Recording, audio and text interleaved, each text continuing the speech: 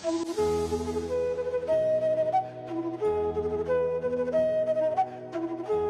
12, the Melody of Mindfulness. Namaste, my dear listeners, and welcome back to Learning English Through Krishna Philosophy. I'm your friend, Reddy, and today we slow down, we pause, and we listen, not just with our ears, but with our hearts. Yesterday, in Day 11, the Flame of Focus, we learned how to steady our minds in the storm. But today, let's ask a deeper question. Open quote, what happens after the storm? When silence finally returns, can we hear the music hidden inside it? Close quote. That's what mindfulness truly is, the art of listening to the present moment, as Krishna listened to the rhythm of life itself. So my friend, take a deep breath, and let's see what we learn today. It was dusk in Vrindavan. The golden light of the setting sun danced upon the Yamuna River. Cows returned home slowly, their bells chiming like soft music. And then came that sound, Krishna's flute. Every note carried peace, every pause carried love.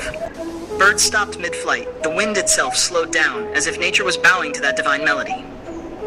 Radha, lost in the tune, asked one day, Mohan, how do you play such divine music? What secret lies in your flute? Krishna smiled. Adi, my flute is empty. She looked puzzled. Empty, he nodded. Oh, yes, it has no ego, no resistance. It simply allows the wind to pass through, and in that surrender, music is born. That's mindfulness, to become like Krishna's flute, empty, aware, and open. The sound doesn't come from us, it flows through us. When we stop forcing life, we begin to feel it.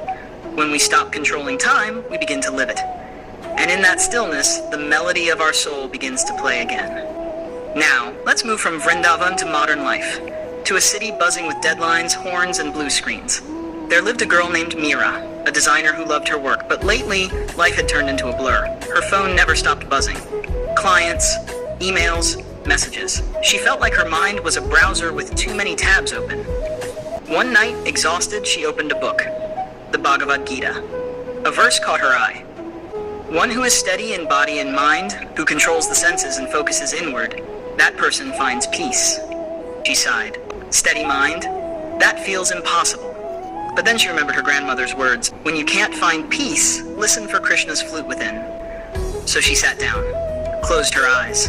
For the first time in weeks, she didn't scroll, didn't reply, didn't rush. She just breathed. At first, it felt awkward. Her thoughts kept racing, her legs itched to move, but she stayed. One breath, then another. Slowly, she began to notice the hum of the fan, the beat of her heart, the sound of her own breath. In that silence, she felt something gentle inside her, a small, sweet melody. It wasn't an actual flute, but a feeling, like life saying, I never left you, you just stopped listening. From that day, Meera made it a ritual. 5 minutes every morning, no screens, no sound. Just her breath and that invisible flute. And soon, her creativity bloomed again, like a lotus rising out of chaos. Let's try this together. You can even close your eyes if you want. Take a deep breath in, and exhale slowly. Can you hear the small sounds around you? Maybe the rustle of the wind or your own heartbeat? That's the melody of mindfulness. You don't need a mountain or a temple to find it. It's right here, in the smallest breath, in this very moment you're alive. Repeat softly to yourself, I am the flute and life is the song. Hash English words and meanings. 1. Mindfulness, noun, being fully aware and present in the moment. Example, Krishna's flute taught the world mindfulness through music. 2. Surrender, to let go and allow life to flow naturally. Example, when we surrender our control, peace returns. 3. Resistance, noun, fighting against what is happening. Example, her stress came from resistance to change.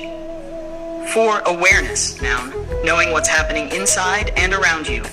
Example, awareness is the first step to transformation. 5. Harmony, noun, peace and balance between different parts. Example, when body and mind are in harmony, joy appears naturally. Let's see what we learned today. Mindfulness isn't about escaping the world. It's about returning to it with open eyes.